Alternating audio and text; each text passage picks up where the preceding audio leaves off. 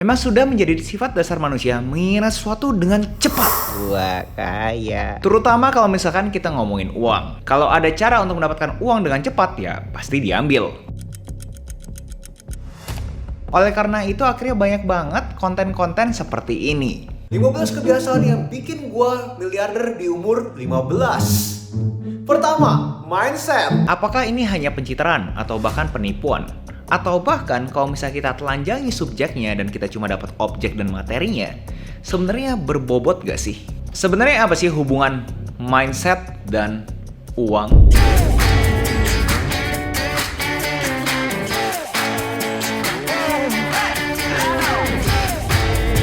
Hai warga kreatif, buat kalian yang belum kenal, salam kenal dulu. Nama gue Agus Sayo Halim, dimana di channel ini gue selalu ngomongin sudut pandang kreatifnya gue. Mau itu kreatif kripto, mau itu kreatif membaca buku, mau itu kreatif NFT. Apapun yang sifatnya kreatif akan selalu gue bahas di channel ini. So buat kalian berkenan, tolong dipencet tombol like-nya guys, karena seriusan itu ngaruh buat Dewi Algoritma. Hari ini adalah Kultum, kuliah 7 menit, dimana gue bakal coba extract value, mengambil nilai dari buku-buku yang gue udah pernah baca.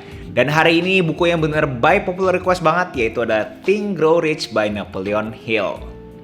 Buat kalian yang baru di sini, formatnya gue bakal kasih tahu dulu di mana gue bakal share gue punya impresi terhadap buku yang gue udah pernah baca, di mana impresi tersebut bisa berbeda dengan apa yang autornya pengen coba bawakan. Dan pastinya di akhir video ada yang namanya peran antagonis, di mana gue bakal coba share apa yang gue kurang setuju dengan buku tersebut. Dan buat kalian yang pengen memperkaya, kalian punya pengetahuan dari buku, gue juga ada yang namanya iku-ikuan. Itu adalah bentuk giveaway bukunya gue.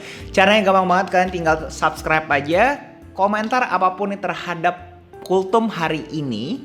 Mau itu peran antagonis, apa yang gue miss, apapun juga boleh, tinggal komen aja. Dan abis itu jangan lupa follow gue di Instagram, karena gue bakal umumin pemenangnya di sana. So without further ado, let's talk Think Grow Rich by Napoleon Hill.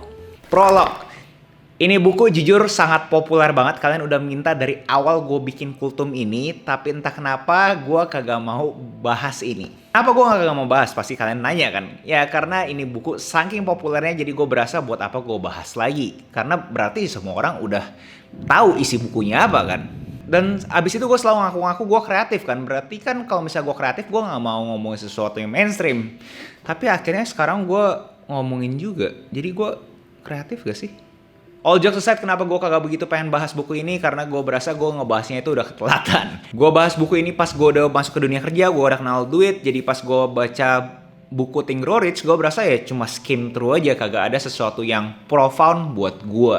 But then again, itu uniknya buku kan. Mungkin sesuatu yang buat gue kagak insightful, mungkin buat kalian insightful. So, kita mulai dari poin pertama. Seberapa powerfulnya kita punya pikiran, kita punya otak. Diberikan contoh di buku ini, kalau misalnya kalian kagak bisa mikir sukses, ya kalian kagak mungkin bisa sukses.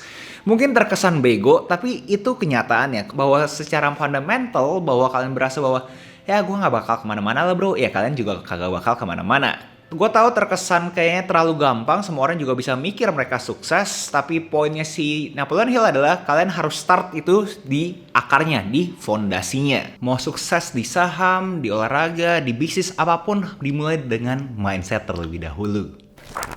Lu harus bisa kontrol, lu punya mind, lu punya otak, lu punya pikiran. Karena kalau misalkan lu kagak kontrol, lu punya conscious mind, subconscious mind lu itu akan bermain. Apa sih bedanya conscious mind sama subconscious mind? Subconscious mind itu contohnya kalian secara subconscious, kalian secara kagak sadar, kalian melakukan kegiatan-kegiatan tersebut. Paling gampang contohnya kalau misalnya kalian lagi ngecek TikTok. Nggak sengaja 1 jam udah hilang kan? Nah itu subconscious mind kalian bekerja. Jadi kalian harus bisa kontrol, kalian punya conscious mind dan beraksi sesuai dengan kalian punya keinginan. Ngomong-ngomong keinginan, kalian harus mempunyai burning desire atau kasarnya bahkan sampai hasrat. Apa nih yang kalian bener pengen inginkan di dunia ini? Dan kalau misalnya kalian udah dapat, jangan kasih way out. Kagak ada tuh yang namanya plan B. Dan keinginan kalian jangan terlalu abstrak. Contoh, gue pengen sukses. Coba spesifikasi kalian punya hasrat. Dan untuk mendapat apa yang kita mau, apa sih yang bisa kita tawarkan? Produknya seperti apa? Jasanya seperti apa? Lalu spesifikasi juga kalian punya tanggal kapan ini semua bisa terrealisasi. Lalu action plan-nya apa? Aksi berikutnya apa? Small action-nya apa yang bisa kalian kerjakan hari ini juga? Bikin ini semua ke satu paragraf kecil, 1-4 kalimat. Dan pastikan kalian tulis. Dan kalau bisa bahkan sampai tanda tangan. Lalu baca 1-2 kali setiap harinya.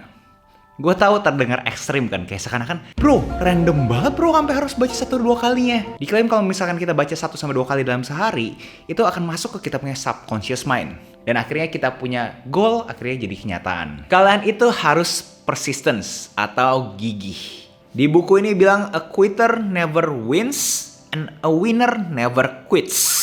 Jadi kalau misalnya kalian beneran pengen sukses, ya pastikan kalian itu persistence, gigih terus, yang semangat. Don't take no as an answer. Yang di bagian sini mungkin agak terlalu dewasa topiknya, jadi kalau kalian yang belum 21 ke atas, gue rasa boleh skip aja sampai nanti kalian ke detik ini. Seriusan guys, skip aja karena menurut gue topiknya agak dewasa. Seriusan, skip ke sini. Guys, skip ke sini. Ya oke, gue asumsiin yang nonton di detik ini semuanya sudah dewasa.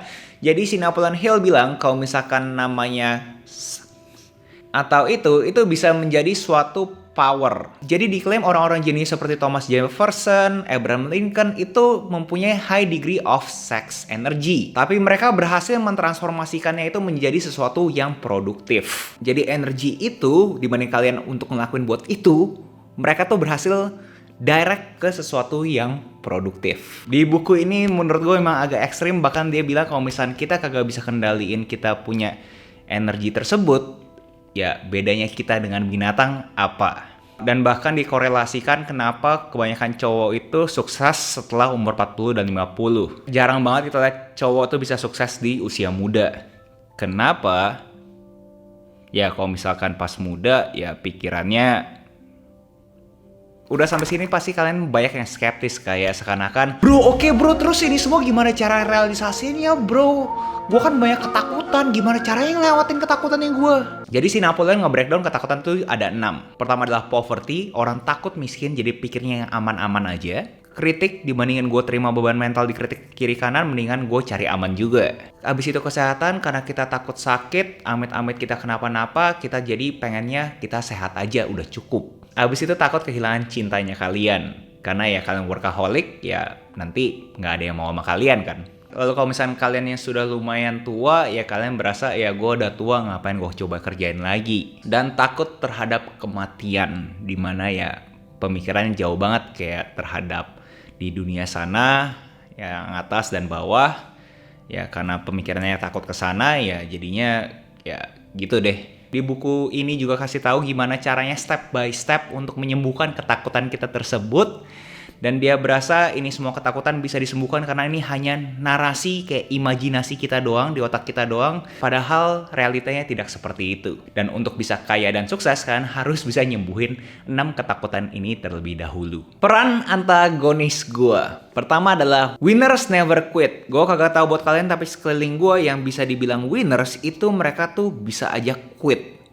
Tapi quitnya itu di dalam konteks mereka berasa bahwa udah kagak bisa diapa-apain, ngapain dipaksain. Dan mereka pivot ke bisnis berikutnya atau ke aksi berikutnya dengan pengalaman aksi A sudah gagal. Tapi mereka mempunyai pengalaman A untuk akhirnya mereka bawa ke B dan akhirnya di B mereka sukses.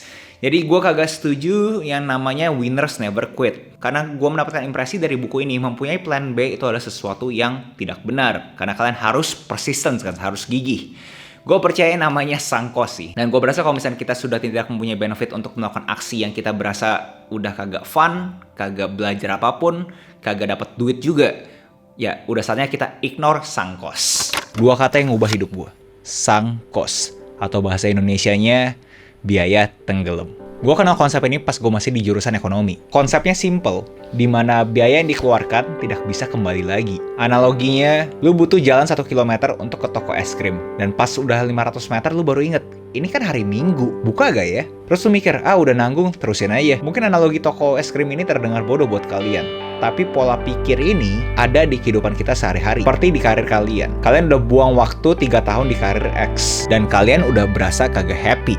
Tapi kalian berasa, masa kok buang waktu, effort, dan uang gue selama 3 tahun ini sih? Effort, waktu, dan uang inilah sangkos kalian. Biaya yang udah dikeluarkan dan tidak bisa kembali lagi. Karena sangkos ini, kalian jadi takut untuk mengambil keputusan. Dan akhirnya kalian tetap melanjuti hal-hal yang bikin kalian sedih dan bahkan depresi. Sama halnya seperti kalau kalian investasi di saham. Kalian lihat saham yang kalian invest sudah loss 20%. Tapi kalian nggak mau nerima itu adalah sang cost. Sama halnya kalau misalkan kalian udah baca buku 200 halaman. Sisa 100 lagi masa gue nggak habisin sih? Sama halnya kalau misalkan kalian ada di toxic relationship. Udah 5 tahun, masa putus? Ini yang namanya loss aversion. Kecenderungan untuk menghindari kerugian daripada memperoleh keuntungan. Kalian lebih milih tidak sakit hati dibandingin cari hubungan yang lebih sehat. Kalian lebih memilih membaca buku yang kalian udah bayar dibandingin cari buku yang kalian beneran suka. Kalian lebih milih berharap saham yang kalian pegang digoreng di kemudian hari dibandingin sekarang juga kalian beraksi. Kalian kagak mau ngaku salah. Ego kalian tidak suka kata loss atau rugi. Saran gue buat kalian yang mau ambil keputusan, ignore sang cost. Meninggalkan kesayangan juga bagian dari proses. Terus kalau ngomongin desire, hasrat ya guys ya. Gue kagak tahu buat kalian, tapi mungkin karena gue terpengaruh juga dengan buku-buku stoikisme, ya hasrat itu sesuatu yang kalau bisa tuh di-attach dari dirinya kita. Ada hasrat kita, ada kita. Dan kalau bisa tuh kita jadi dua hal yang berbeda nih. Gue tahu agak abstrak, tapi ya gue berasa stoikisme itu it rings a bell buat gue ya. Gue kagak tahu apakah dengan kita di-attach kita punya hasrat itu sesuatu yang positif juga, ya kagak tahu. Tapi kalau misalkan studi kasusnya gue, ya mungkin itu kenapa gue kagak sukses sih. Tapi gue berasa kayaknya desire, hasrat, dan goal adalah dua hal yang berbeda. Dan bahkan si Ray Dalio juga pernah ngomong itu di bukunya dia. But then again, apakah ini buku bagus buat kalian? Menurut gue buat kalian yang 20-an, terutama early 20s, menurut gue boleh baca aja sebagai referensi. Karena menurut gue ada beberapa pertanyaan yang bisa kalian coba jawab ke diri kalian sendiri. Dan menurut gue mungkin itu bisa ngebantu kalian. Tapi kalau nanya gue, pas gue baca buku ini gue udah di late 20s, ya menurut gue nih buku sangat blah. Dan FYI ini buku udah lumayan tua, dan apakah ini applicable terhadap zaman sekarang, ya bisa diperdebatkan juga. So, gue kagak punya book notes di kultum gue kali ini, tapi buat kalian yang tertarik untuk jadi kaya dengan kalian punya konten, atau kalian pengen seriusin kreator ini jadi profesi kalian bisa cek gue punya ebook 20% viral. Itu adalah ebook yang gue tulis buat kalian yang selalu nanyain gue gimana caranya jadi kreator, gimana caranya kalian bisa mendapatkan ratusan juta dari konten segala macam. Gue bener-bener buka-bukaan di bukunya gue tersebut. Kalau misalnya kalian tertarik, kalian bisa check out aja, link di deskripsi. And ya, nextnya kalian mau kultum apa, jangan lupa tinggal komen aja di bawah. Dan sekali lagi guys, ada Iku-Ikuan Books Giveaway. And ya, gue rasa itu aja kali ya.